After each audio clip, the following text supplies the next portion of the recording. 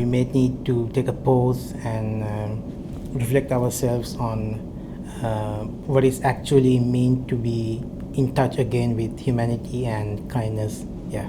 I would like to actually see how we can develop our soft skills, especially when it comes to creativity, critical thinking, things like that, with the help of technological advancements.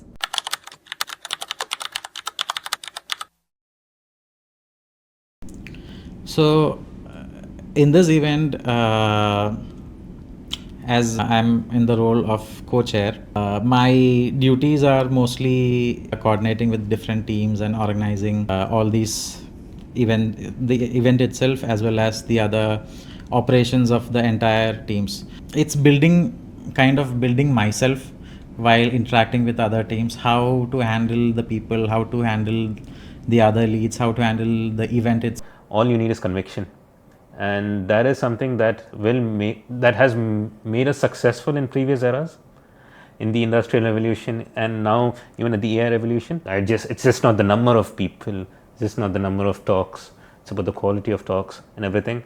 I may not be perfect in the way that I've handled things over the few years. So I'm most excited to see how the others interpret this theme in their own way. So conceptualize a theme is one thing, and the other thing is to see what do they feel from the theme itself. So seeing this coming alive would be a great thing.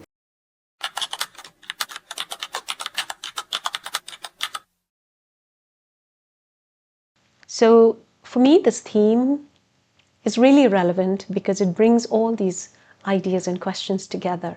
And I think about the future of our languages and what would it mean for human society to lose our languages or use our languages.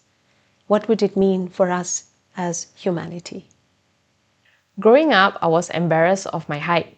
I eventually learned to embrace it through sports. Humans come in various forms and sizes, and I happened to come in fun size. And it was my disability that made me see my true ability. For me, that redefined the human capability. I'm a doctor, and medicine is often described as both an art and a science.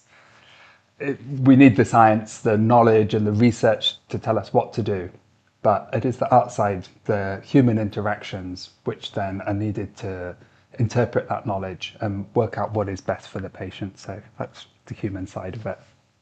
So the theme human is very relevant because it actually reminds us that we need to connect as human. In this era when we spend a lot of time on our mobile devices, we need to connect with human. I think that's a very, very important message and a very timely message.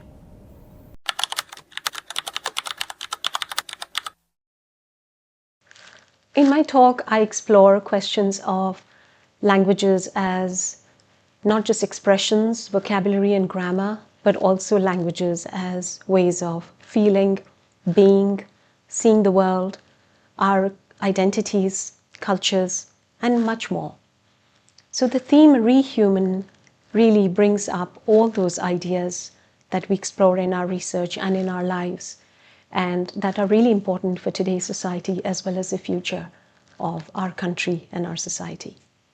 My talk is about controlled human infection studies, and these studies are driven very much by the scientific question that we have behind them. But it is the interaction with the public, building trust and understanding in our research process, and then also with the individual volunteer, talking about the risks and the benefits and exactly what is going to happen during the study that is so important. So my talk is really focused on this idea of energy within the human brain and the potential for us to modulate and even boost that energy within the brain to ultimately treat human disease. So it's very well related. It's about Rehuman. So we're focused on human disease, and we're looking at re-energizing the brain and even potentially rewinding some of these pathological processes. So it's a perfect topic for my talk.